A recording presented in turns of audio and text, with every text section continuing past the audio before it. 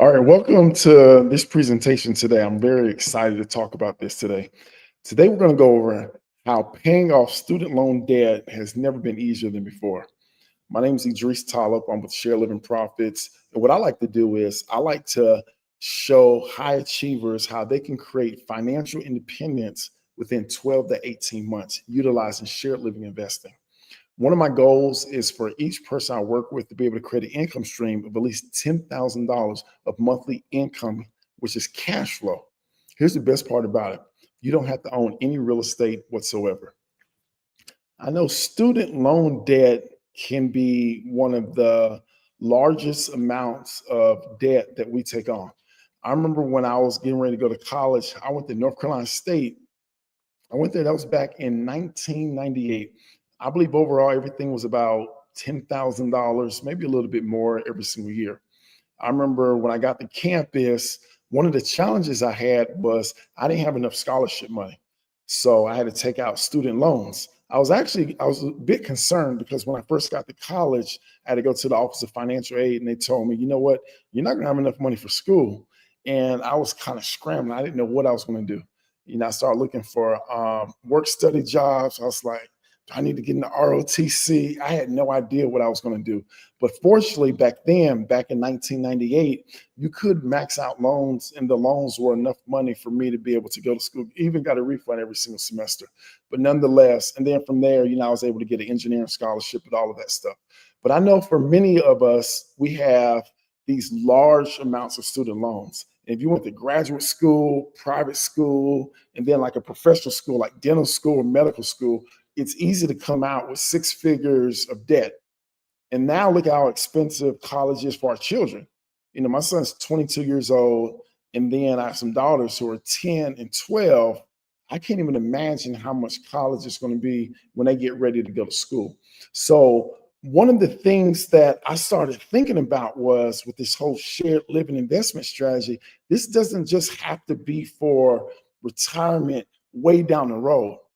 You can utilize this cash flow that you're earning to be able to tackle down any debt that you have. Let me tell you the good thing about paying off debt.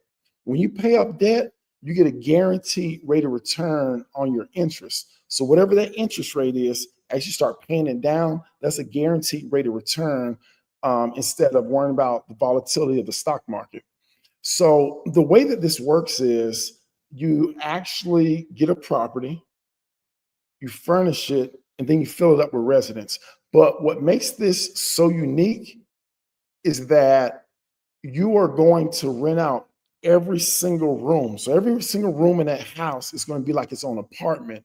And that's what's going to give you the massive cash flow that you're looking for. And then not only that, this is something that there is a huge demand for.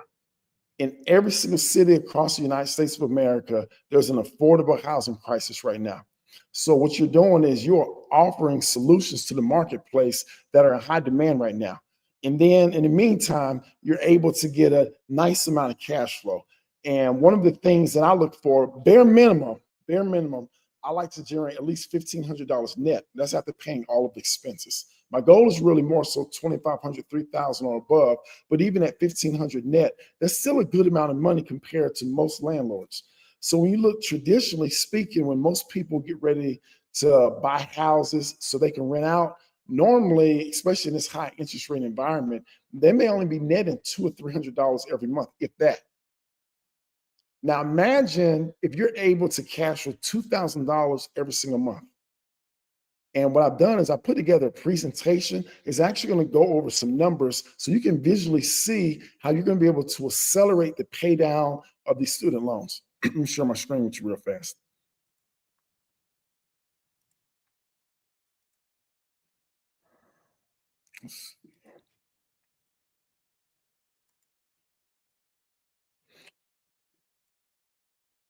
All right.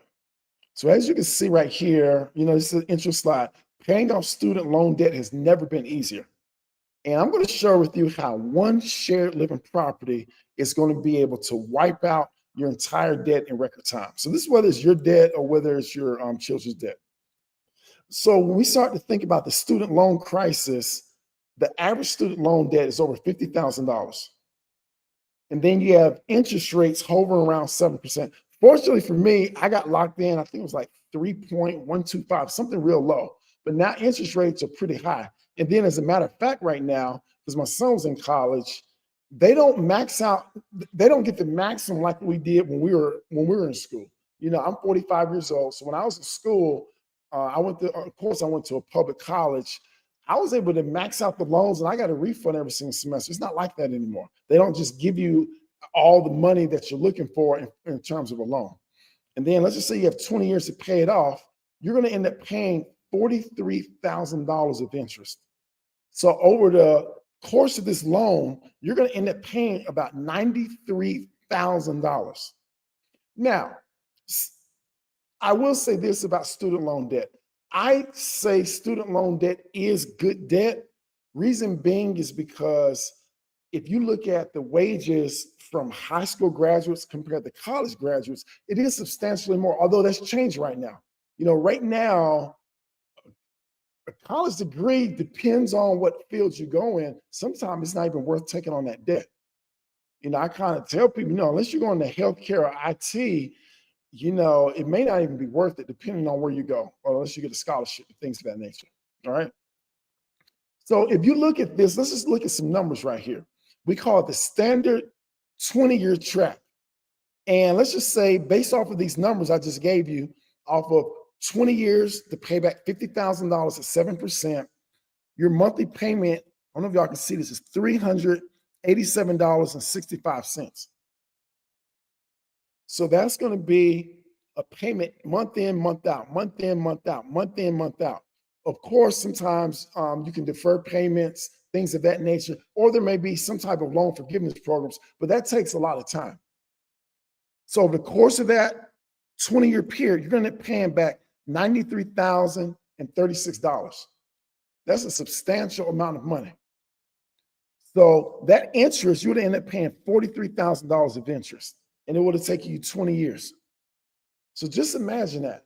Some of us are doing that right now. We're still paying on our student loans, or we may have made the sacrifices to accelerate that debt and make more payments. And now we have children, and we're concerned about them taking on that debt as well. So let's talk about some ways in which you can eliminate this debt in an accelerated fashion. That's what I call the shared living solution. So from your shared living property, you're going to be able to generate $2,000 of net monthly income. I want you to think about, if you apply just the cash flow from that house toward that student loan debt, how fast you'll be able to pay it off. And let's talk about the steps of how you'll do that. The first thing that you want to do is acquire shared living property. But here's the best part. You don't have to go out and buy the house.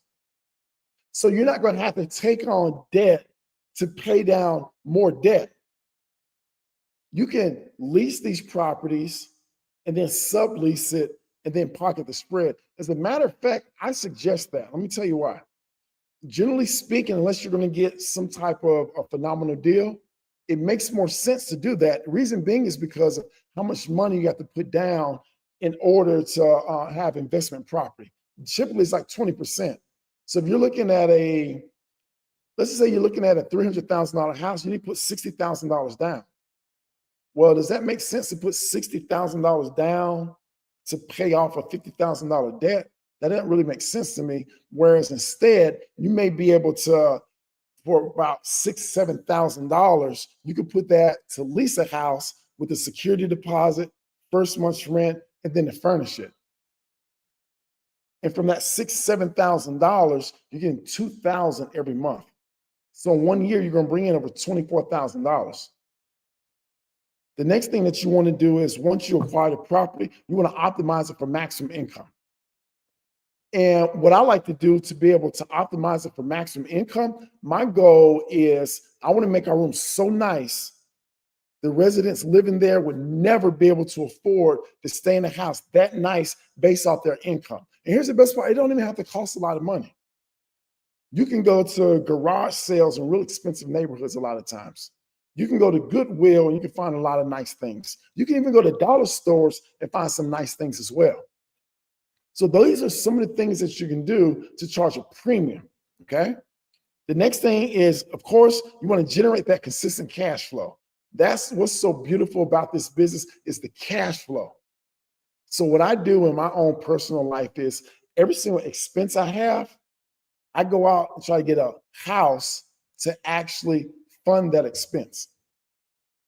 And when you do that, before you know it, you're going to have your entire lifestyle taken care of with a very low cost basis. And then the next thing we want to do is apply that money directly to your student loans. All right. So check this out. So this is a side-by-side comparison. On the left-hand side, this is just making the minimum monthly payment of $387 every single month. You're going to pay $93,000, $43,000 of interest, takes you 240 months, which is 20 years. Now, if you accelerate it with the shared living plan, you're going to pay the $2,000 that you're getting on top of the $387. So that's why you see $2,387.65. You would have total paid $54,916. You would have ended up saving over $38,000 of interest. The time to freedom, 23 months. So in less than 2 years, you're going to eliminate that debt off of an asset that you control. And you don't even own the asset. Think about how strong that is. Your initial investment, let's just hypothetically say, I don't know, maybe the house is $2,000 a month. You put $2,000 down as a security deposit, another $2,000 for your monthly rent, assuming it's on the first, and then maybe another $3,000 to furnish it, make it look real nice. So you're in at $7,000. And from that initial cost basis of $7,000, instead of you making payments for 20 years, you are now only making payments for 2 years to completely eliminate that debt. And here's the most beautiful part about that. As long as you still control that asset, you're still going to be receiving that cash flow. So imagine what you can do with an extra $2,300 once that student loan is paid off. You can max out your 401k. You may be able to, maybe pay off one of your children's student loans. Maybe that could be some money that you give maybe your aging parents who may be on fixed income. That could be money. Maybe you want to accelerate the pay down of your mortgage on your house. Maybe you are, instead of always renting these houses, you're looking to buy the houses at some time, and maybe you're looking to save up some money for that. There's a variety of things that you can do with that extra cash flow. And here's the best part about it also. You're not limited to only having one house. Imagine your first year, you're going to get 4 houses. So you get one every 3 months. Now you get 4 houses. 4 times $2,000 is $8,000 a month. Imagine how strong you're going to be able to position yourself financially as a result. And here's the best part about this. This is recession proof. I don't care what happens in the economy. I don't care if we have Democrats, Republicans, independents. It don't matter who's in office. People always need somewhere safe, clean, and affordable to stay. Always. And it always will be.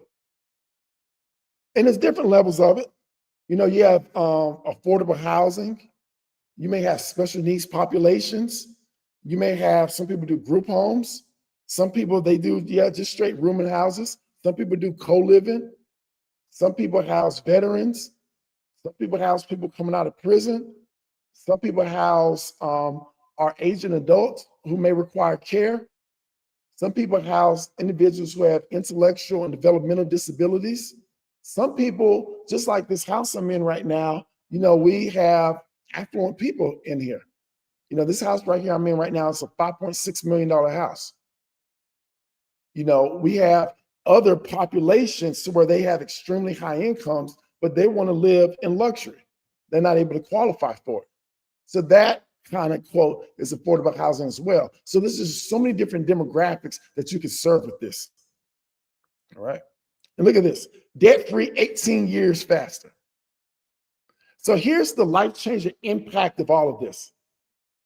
Instead of 20 years in just 2 years, you're going to be able to eliminate that student loan debt. The thing that I love so much about it is it's not coming out of your paycheck. You didn't have to qualify for that asset either. You were utilizing someone else's asset to create cash flow to move ahead financially. You saved over $38,000 of interest. Imagine what you can do with an extra $38,000, what that's going to do for you long term. You're able to free up cash flow for wealth building. That's the thing that I get most excited about. Is that now you're positioning yourself to where you're going to be able to increase your financial position by controlling an asset.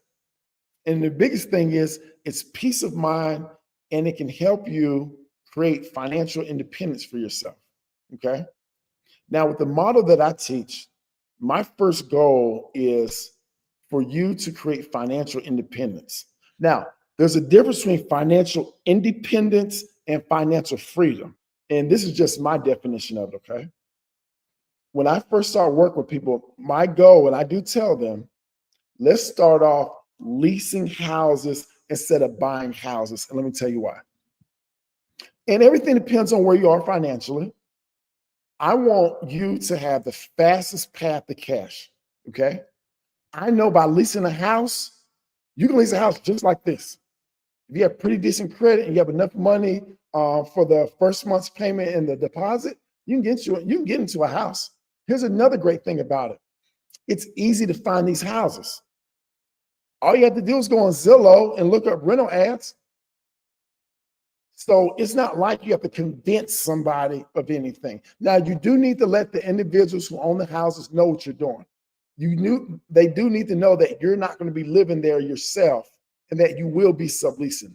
Because in most rental agreements, they have a no subleasing clause. So that clause needs to be taken out or amended.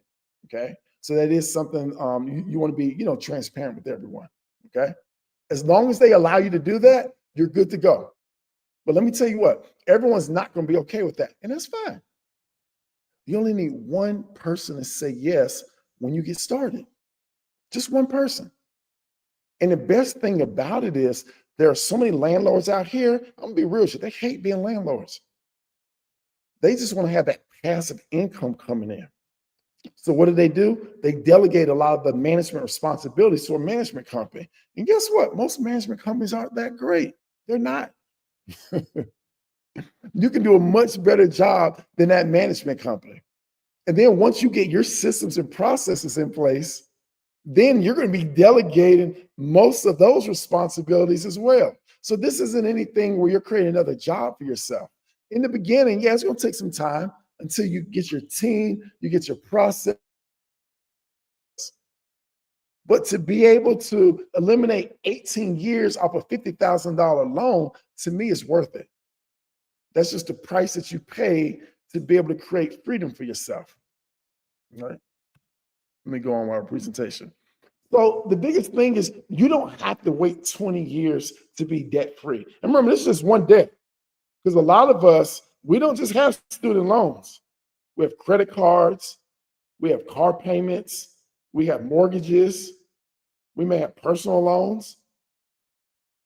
We have a lot of debt. And I'm just want to share with you some tools that you're going to be able to utilize to eliminate debt in an accelerated fashion so you can create finance. You know what? I'm so sorry, y'all. I lost track. Financial independence. I was talking about financial independence versus financial freedom. Financial independence for me is having enough passive income that exceeds my living expenses. But let me tell you why it's not financial freedom. When you are leveraging the rental arbitrage model, you don't own these assets. You just control them, okay? Financial freedom is when you actually own the assets and they're generating enough cash flow to exceed all of your expenses. So we take one step at a time. What I like to do is show you the fastest path to cash with the lowest amount of risk. Because let's just talk about risk for example, okay? There's risk in everything you do. I'm not going to act like this is the most perfect thing in the world and everything is just going to be perfect. It's not. It's a business. In a business, there are risks that you take. And of course, you've been an entrepreneur, you want to take calculated risk. Same thing as an investor. You want to take calculated risk. There's no way we can eliminate risk in life. Many people say they want to get rid of all risk. They want everything to be perfect. Give me the 1 through 10, A through Z recipe for success. That's not that's not reality. I'll be the first to tell you that. Matter of fact, most of us have vehicles. Us getting in our vehicle, driving on these roads or whatever, there's always a potential risk of us getting in an accident. But the only thing that we can do is try to limit our risk, pay attention to the road, obey all the stop light and traffic laws and all that stuff. That's how we limit our risk, okay? It's the same thing in this business. Because let's just say, worst case scenario, this just ain't working out for you. This ain't what it is. You're not locked into a 30-year commitment. You didn't have to put down 60, 70, $100,000. You're not going to have to worry about your credit being ruined. Worst case scenario, give the person back their house. Now, they may be a little bit upset. I've never had to do this, but what I would probably do is say, look, Mr. and Mrs. Such and such, this isn't working out. However, I do want to help you out. So I will try to find you another resident to take the places of the people who are in here, just so you don't have to worry about that. Is that something that may help you? And you just do the best that you can do. But that's really your risk right there, you know? In terms of your actual upside potential, it's limitless. Because the thing is, once you do this one time, because your first one's going to be the hardest one, the most difficult one, but you're going to learn the most lessons from it. And once you learn these lessons, you're going to start to create these processes and systems that are going to start to streamline things. Something's going to happen. You say, you know what? This can potentially happen again. Let me figure out a way to maybe, kind of mitigate that or whatever. For example, some of the things that I have in place is, so let me tell you about my business model, okay? My particular business model is not to make the absolute most amount of money per house, okay? So you'll never see me get a 4-bedroom house and put 3 people in a room. That's not going to happen. You're also, another thing that I don't do as well is I always look in, especially on the houses, because I do have some houses I own with seller financing. Um, I'm always thinking about the end game of what I want to do. So for example, if I'm in a neighborhood, most of the houses are 3, 4, 5 bedrooms. I'm not going to create an 8-bedroom house. I've seen with some people, what they'll do is they may get rid of the living, like the common areas, and they'll create bedrooms. The problem with that is it's going to be very difficult to sell that house in the open market. The only person you're going to be able to sell that house to is maybe somebody else who's renting out rooms. So that's just something that I personally don't do. Like if you're like in a group home business where you're doing like a lot of different services, I'm not having all of these services provided for those individuals. I really want to be hands off. Okay. So my goal is I want to get a house, furnish it, fill it up. Get a house, furnish it, fill it up. I just want to have that process in place. Some of the things that can help make the business easy for myself, especially once you start cash flowing very well, instead of going to all these places getting furniture, there's nothing wrong with it because you can get a lot of nice, high quality free furniture. And that's what you do in the beginning. But what I do is I have an Amazon cart. So as soon as I get a house, click Amazon Prime, it's going to be right there on that doorstep. Okay. It's going to be right there on that doorstep.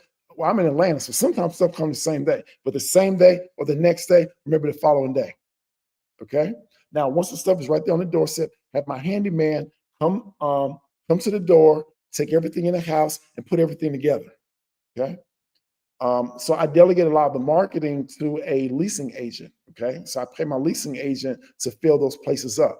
So what the leasing agent, what she does is she comes in, makes everything look real pretty. So she'll come in, make up the beds, put put the little flowers and all the other stuff, make everything look real nice. And throughout this whole time, I'm marketing. So I have a waiting list of people ready to move in.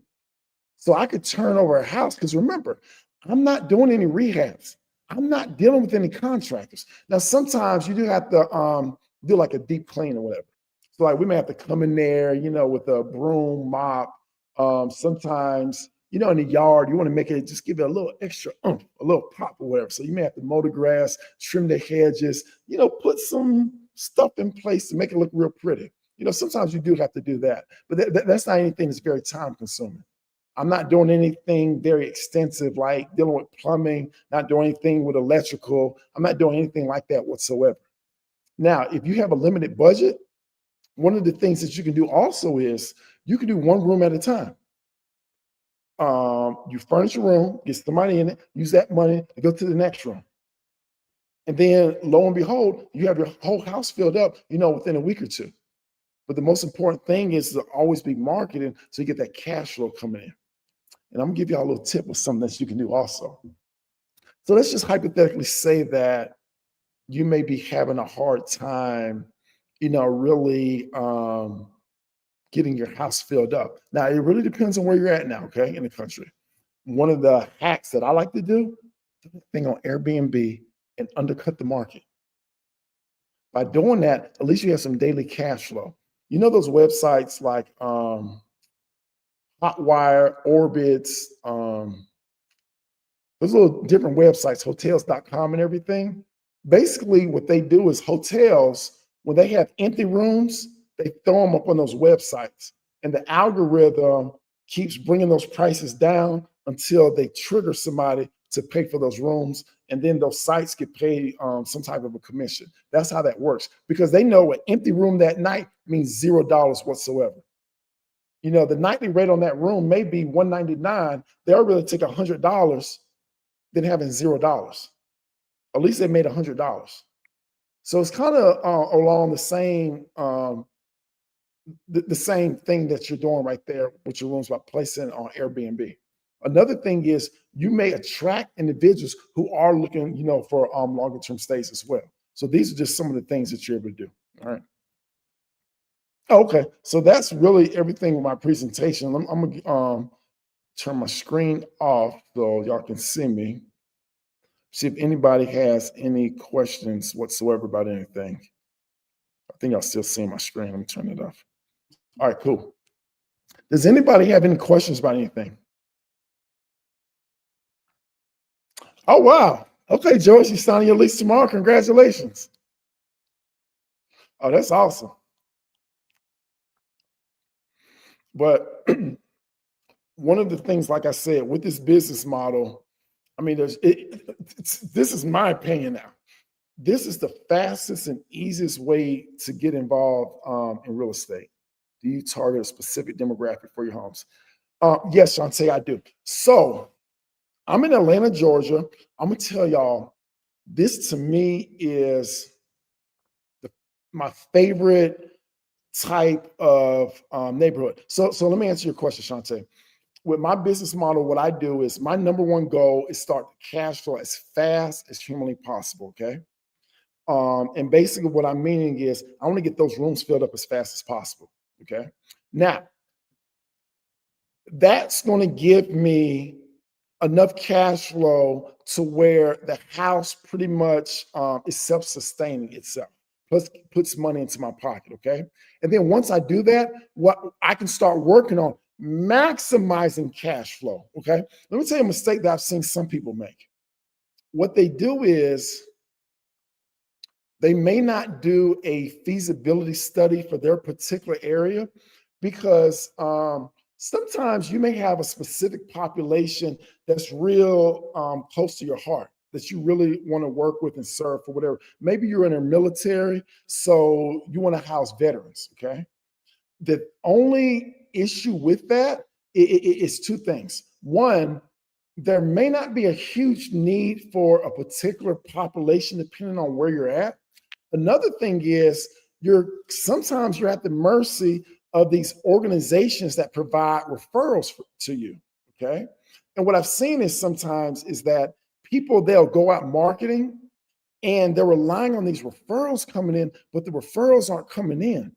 So what I generally do is I number one, if I was just starting off or whatever, I personally I go after the general population because I know I can fill that within a week or so. So I go general population. I want to get those rooms filled and everything. And then what that does is that allows me time to nurture those relationships for those different entities to send me the referrals. Now, once the referrals start to come in, let's see, this is your first lease shall lease under your business LLC or me as an individual as the landlord. So Joyce, that really depends on the landlord. I try to do everything in my business name. However, some don't want that. And let me tell you what I do. So if they just don't want that, I'll just put it in my own name because the thing is, all of the revenue and all of the expenses, especially from like a tax perspective and everything, you can still run that through your business. Because even though the actual lease is in your name, when those residents come in to pay you, that money can go into your LLC business account. Any expenses that you have come out of that LLC business account. The only thing is you're personally liable, for that lease. So that's how I go about doing that. But I do try to put everything, but I'm not, because I've seen some people like, well, if I don't put in my business name, I'm not going to sign the lease. I do. I'm not going to turn away. I'm not going to turn away $2,000-3,000 a month just because it's in my personal name. So that's how I go about answering that question. How do you get a waiting list for reentry? So what I would probably do, all right, so let me see what you know what? Let me show you exactly what I'll do, Pam. Let me show you exactly what I'll do. Here's a good way. Well, let me ask you this. Pam, where are you located, Pam?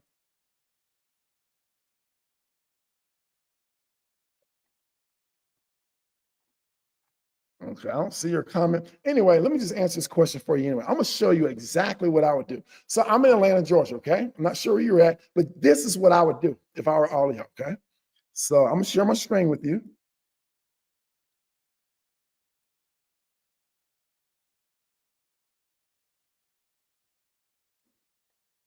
All right, so it's back right here. So I'm going to open up Chat GPT. All right. So I'm going to say you are the top shared living housing provider in Atlanta, Georgia, that houses individuals coming out of prison for re-entry. All right. So what I'm doing now is I'm letting Chat GPT know its role. So their role is they're the top shared living housing provider in Atlanta that houses individuals coming out of prison for reentry. Okay. So I'm gonna press enter. And perfect. Let's step in the shoes, reentry, share living in Atlanta, helping returning citizens rebuild their lives. What we do, yada, yada, yada, yada, yada. All right.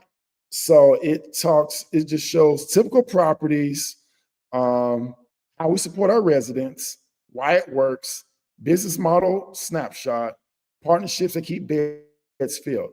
If you're considering this niche, okay. So let me go to answer your question, okay? So hold on a second. Let me read your question, make sure I'm getting it correct. Okay, I see it now. You're in Michigan, Pam. Okay, let's see. Okay, let's see. Okay. Now I want you, matter of fact, I see that you're in Michigan.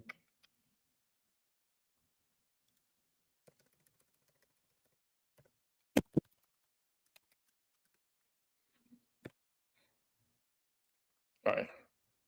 So I just edited the prompt a little bit.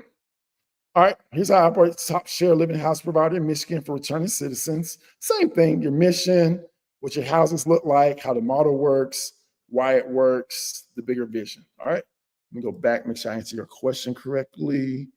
How do you get a waiting list? Okay. Okay. Okay.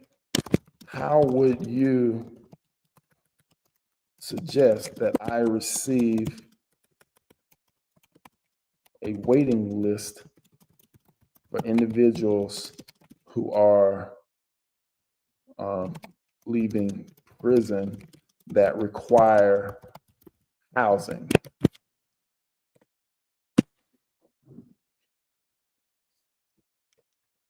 All right. So you want a steady waiting list of individuals exiting prison who need housing. So build referral pipelines with reentry gatekeepers. So this is actually what I was going to tell you about. So the way that I would do, I would first of all go to parole and probation officers. I would go to the office, and all you have to do is whatever local area you're in. I'll just Google parole and probation office, in your particular location, and then I'll go down there and try to speak with someone about being a possible housing provider, for those individuals. Um, I would So it depends on your schedule. Like, if you're something like an RN, you work 12-hour shifts or whatever, you may not be able to go down there. So you may need to make a phone call.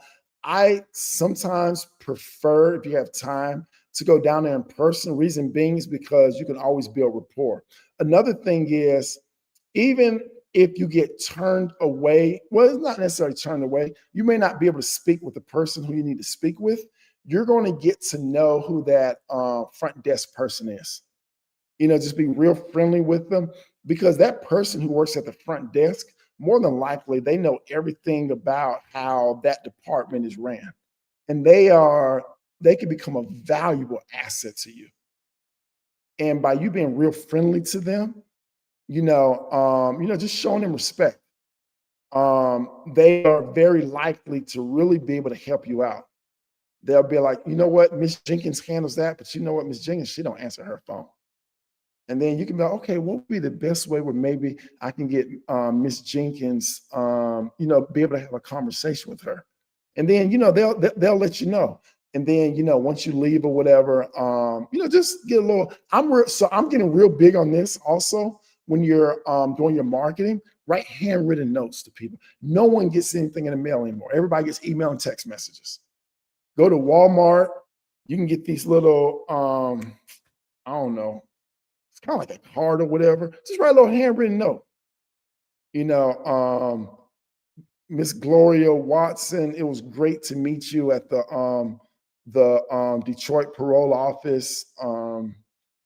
Matter of fact, I'll probably get ChatGPT to write what I would write to them and everything. And then the next thing that I would do, this is actually what I had in mind, the Department of Corrections. Because generally, most prisons have a pre-release center. So when people, before they get ready to go home, they go to that pre-release center where they do like a lot of programs and different things just to get them to help their transition and readjustment back to society. Another thing is there's a lot of case managers and social workers, that actually work there. And as a matter of fact, you've been a housing provider is a great asset for them, because one of their most difficult jobs is finding places for them to go. So like whenever someone gets out on parole, they will stay in prison until they have a qualified address. Even though they've been granted parole, if they don't have a qualified address, they have to stay in prison. There's a waiting list. So you can become one of the preferred providers. I'm sure every state is different. They may make you fill out an application. They may want to come out, take a visit. I don't know. That's something that you'll have to kind of do some research on and everything or whatever. So that's kind of how I would go about doing it. Another great thing, which would be great, is if they allowed you maybe to come and do a presentation or something. But check this out. Because some prisons are strict, they may not let you come do a presentation. But guess what you can do? You can do what I did. You can just create your own presentation. Create your own presentation, record it on YouTube. You can throw that thing up on YouTube and then send them the link. And then up there, you just do a presentation about who you are, the type of housing you have, maybe with your phone, do a tour of the house, show them how beautiful the accommodations are, list any references that you may have or whatever, and then just create like a little follow-up sequence. That's what I would do. I would do something like that. Oh, let me tell you something else I would do also. What I would do is whoever that person is, I would see if I can find them on LinkedIn. Now, you may or may not be able to find them, but I'll see if I can find them on LinkedIn. That's what I would do. And then I'll send them a short message. That don't work, Facebook. It don't matter. I'm gonna do whatever. It's not like you're harassing them. You're just really you're really serious about your business and what you're looking to do. So that's how create an intake system. It looks professional. Okay, yep. You can definitely do that. Yep. Pre-screen questions, clear move-in requirements, dedicated intake email. Yeah, this is good. Create partnerships with these local players and everything. Workforce. Yeah. This is strong right here. Workforce development when you're dealing with individuals who are reentry, because one of the things that you want to think about is, okay, how are they going to pay me? Now, I know Lynette, what she does is, a lot of you may know Lynette Wheaton with Group Homes for Newbies. What she does is she only takes in individuals who are 65 and older because she know they can get Social Security. It's guaranteed they can get Social Security because she likes that guaranteed income. Um, I myself, I don't necessarily need that or whatever. However, you are going to need a way to be able to pay. Sometimes there are different organizations that may pay, maybe for a couple of months. Another thing, depending on where you're at, some of the municipalities or counties may have a pot of money to where they can pay. I know in Charlotte, North Carolina, and Mecklenburg County, they have a pot of money because I know some people down there who do reentry. So you just have to find out about that. Sometimes, they may have family. They may have a mothers, brothers, sister, whoever, husbands, wives, or whatever, who will be like that financial sponsor or whatever. But you do want to make sure that there's a clear plan in place of how they're going to be able to pay.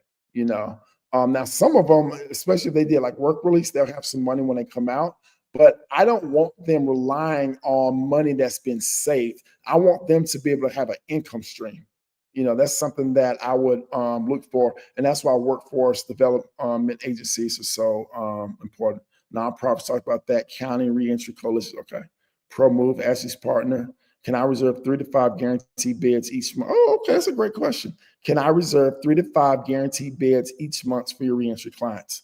And then right here, like you can create anything you want to. So like I'll go right here. I'll say, look, create for me a day by day, 30-day plan, marketing plan. So my 4-bedroom, 2-bathroom house is full within that time period.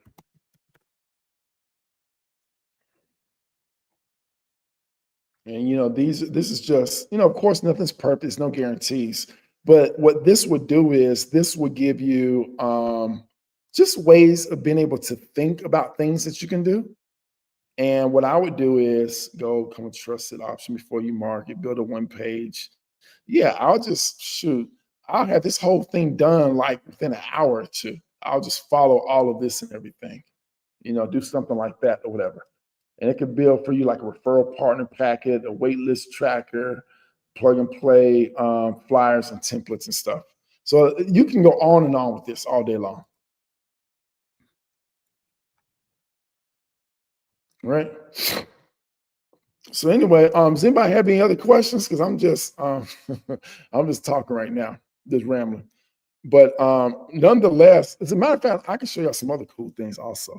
I actually create customized AI GPTs to be able to do things for my business. So I got some pretty cool things I've actually created. Let's see where we at. So come here on the side. So I've created a shared living personality assessor, shared living profits, landlord objection handler, shared housing ad creator, shared living, what's this? Pre-qualification assistant, This is how you pitch the landlords right here. I have a resident matchmaker. I have a risk fee structure, which structures the risk fees that I charge people. I have a resident screener. I've created a resident marketing plan. I've created a furnishing setup. I have a vendor manager, and then I have a for rent by owner GPT as well. So those are some of the things that I just as I think of stuff, I just start creating it, with AI. But like I said, with this business model, the sky's the limit in terms of the population that you can work with. And then some of the things that I'm doing right now is I'm starting to think about, okay, what are some outside of the box populations that nobody's addressing? One of my favorite ones is wealthy widows. So y'all remember that show, The Golden Girls? So I'm creating some Golden Girl houses. Another thing that I just thought about, actually, I came up with it last week, was like a living single house. Y'all remember that show, Living Single, where they stayed in an apartment. I think they were in New York City. Is the house you have currently have the house you're currently in? No, no. So right now, there's no residents in here. As a matter of fact, this is another story. My business partner and I, we're actually buying this house. So we have this house, then we have another house that's around the corner. Then we have another house that's down the road. So those are and then we have there's this house up probably about 45 minutes from here. So we're looking to close on all of these and move the money over to acquire these houses. So we figured out a way to be able to acquire these mansions with no money down and really be able to fill a need or whatever. So that's something I'm really excited about. So in this house, we don't just do so we call it luxury collaborative living, but we do events here. We do corporate housing. We do midterm rentals. We do short-term rentals. We just do whatever needs to be done for the cash flow. So we've been holding this house for a little bit over 2 years.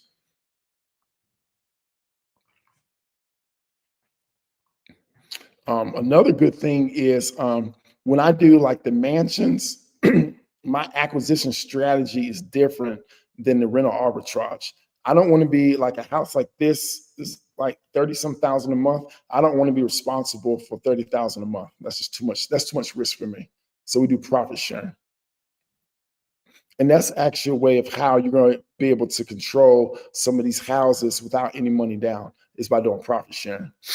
That's one of my favorite things to kind of teach people is how to utilize profit sharing to get into a house, especially if their finances are limited. Y'all have any more questions?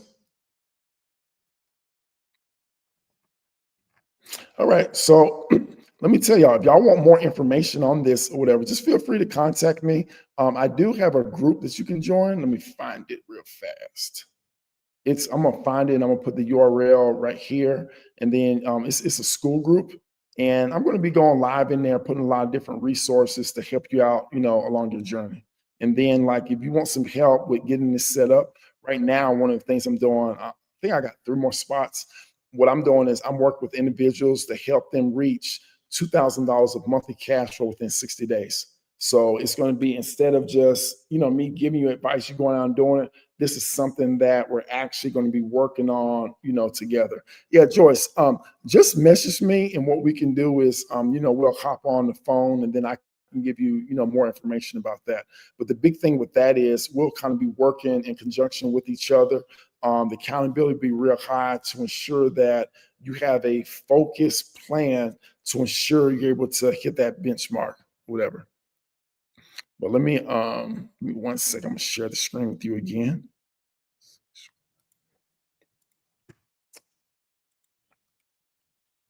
Mm,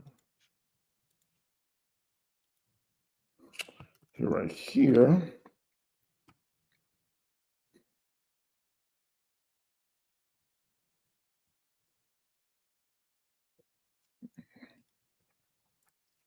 It's my group. Oh, some members pending. So I'll put this in the chat.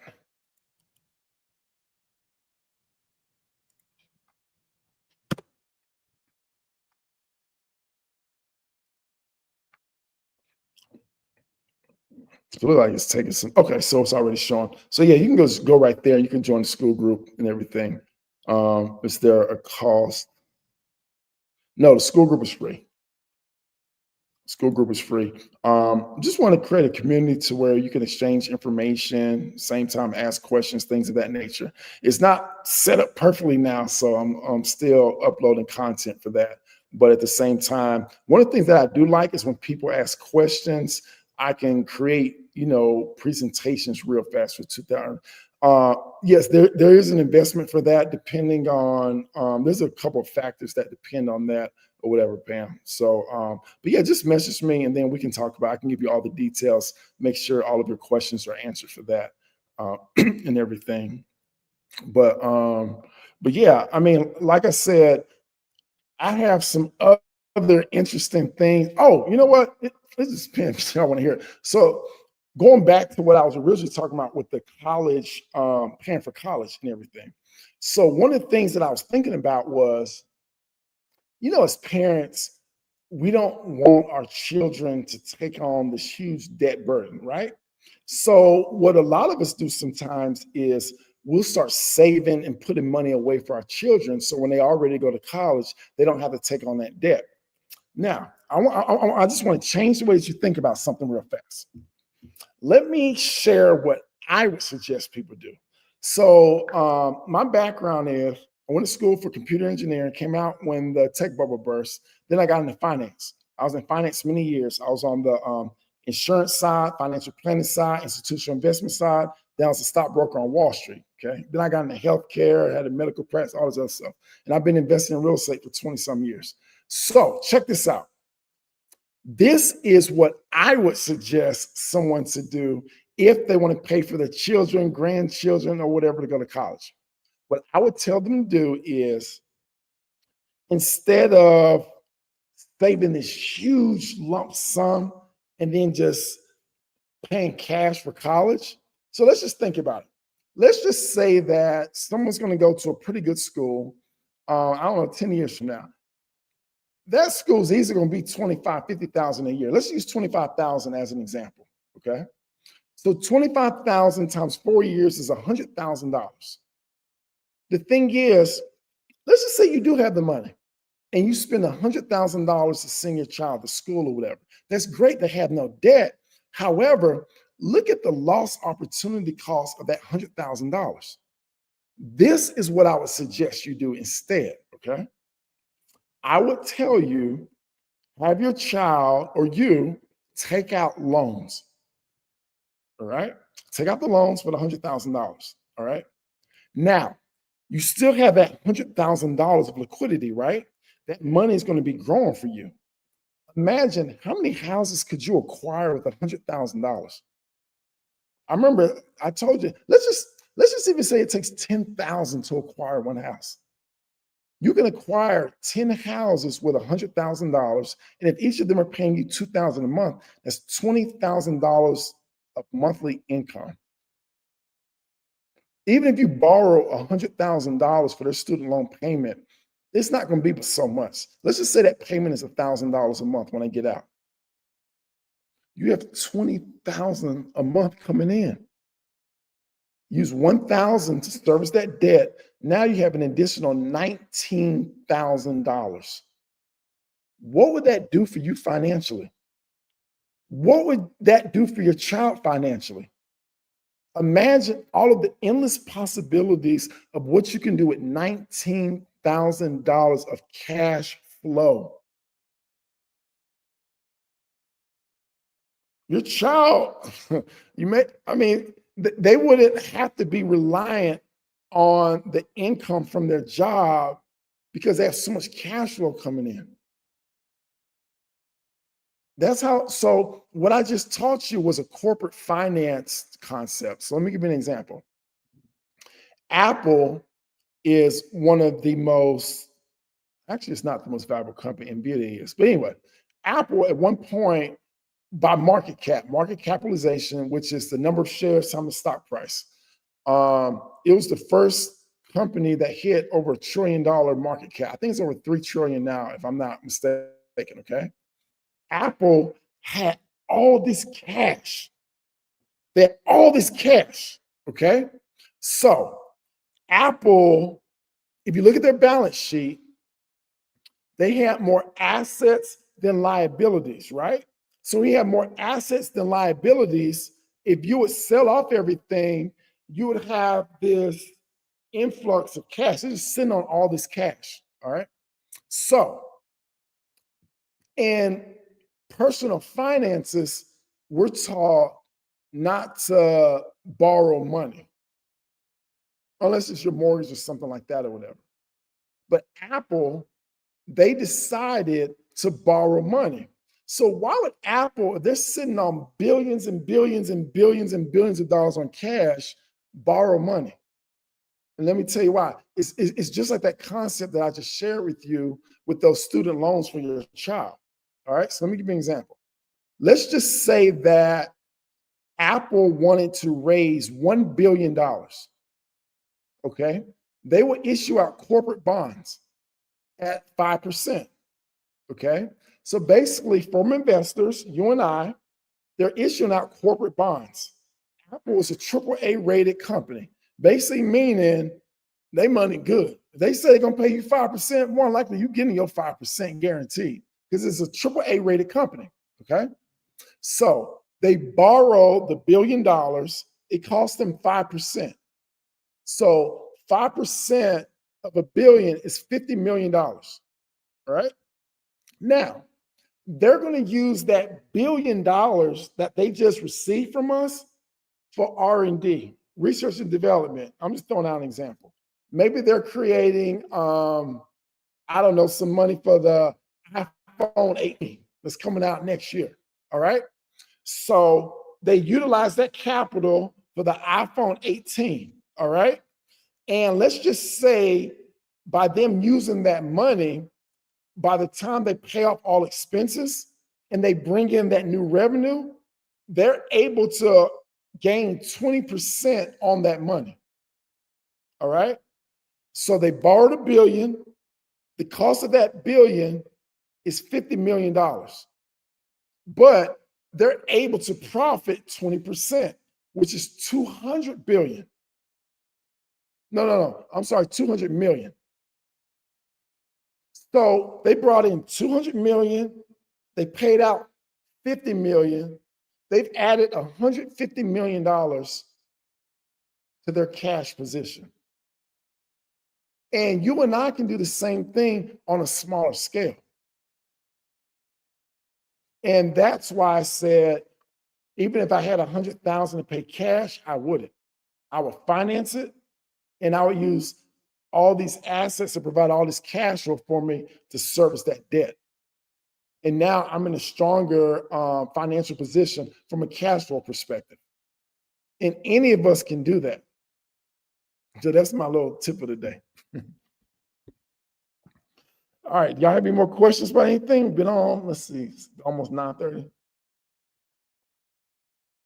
All right, so I want to thank all of you for joining in this evening. And I'm gonna be doing more of these. I'm trying to figure out like a good time because sometimes my schedule varies. I don't know, should I do it in the middle of the day? Should I do it in the evening? Or maybe I'll do both. I don't know. Doesn't matter. Have you ever used, Pam? I have never used mobile homes myself. I do know individuals that have. I do know.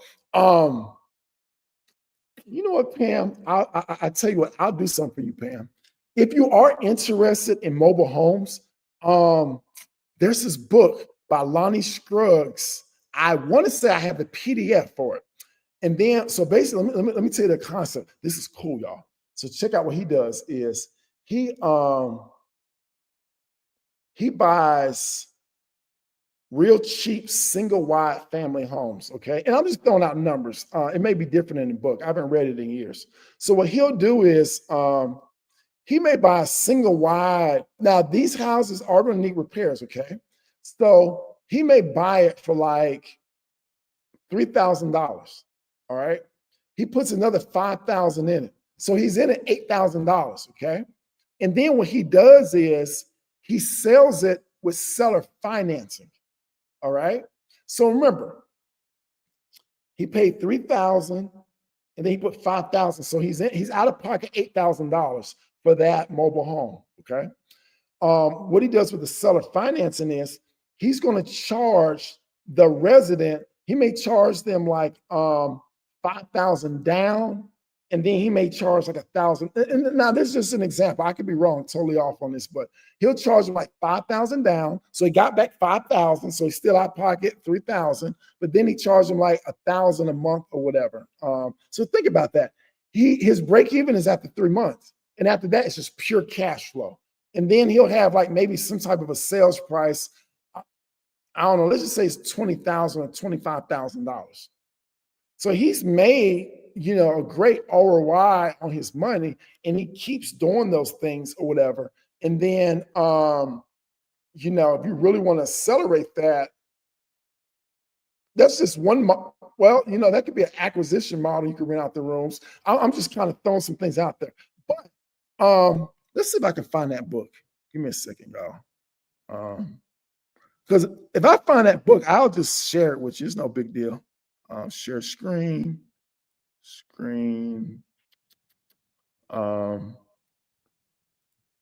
Let's see. Where would that book be? Let me see if I can find the book.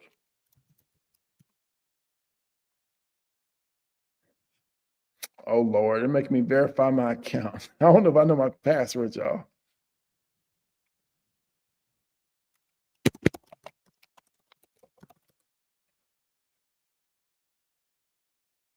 I don't really use this account that much. Let's go. All right, let's see. Let's see. That's not it.